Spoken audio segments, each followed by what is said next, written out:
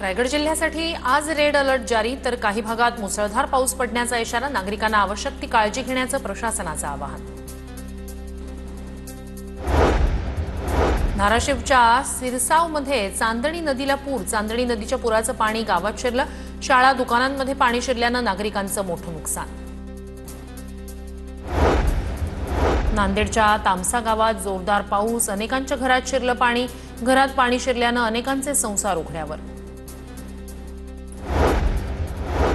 बीडमध्ये दमदार पावसाची हजेरी. पावसानं पाटोद्यातील सौताडा धबधबा प्रवाहित. धबधबा पाहण्यासाठी पर्यटकांची मोठी गर्दी. चिपळूणमध्ये मुसळधार पाऊस सुरू. पावसाचा जोर वाढण्याची शक्यता. सतर्क राहण्याच्या सूचना. वाशिमच्या रिसोड तालुक्यात मुसळधार पाऊस. नदी नाल्यांना मोठा पूर. अडकलेल्या जनावरांना सुखरूप स्थळी हलवलं. नाशिकच्या नांदगावात मुसळधार पावसाची हजेरी. शहरातील शाकंभरी आणि लेंडी नदीचं पाणी वाहू लागलं. नाशिकच्या नांदगावमध्ये मुसळधार पावसाची हजेरी.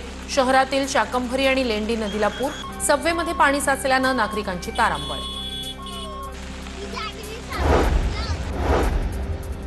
अमरावती जिल्ह्यातील चांदूर बाजार तालुक्यात ढगफुटी सदृश पाऊस. माधान गावात मोठ्या प्रमाणात पाणी शिरलं. शेती पिकांचंही मोठ्या प्रमाणात नुकसान.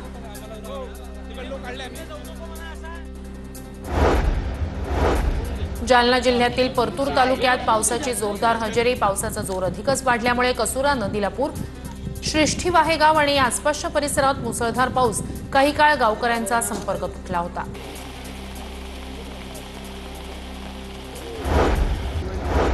छत्रपती संभाजीनगरच्या पळशी परिसरात दुधना नदीला पूर. पळशी शिवारातील डोंगराळ भागात जोरदार पाऊस.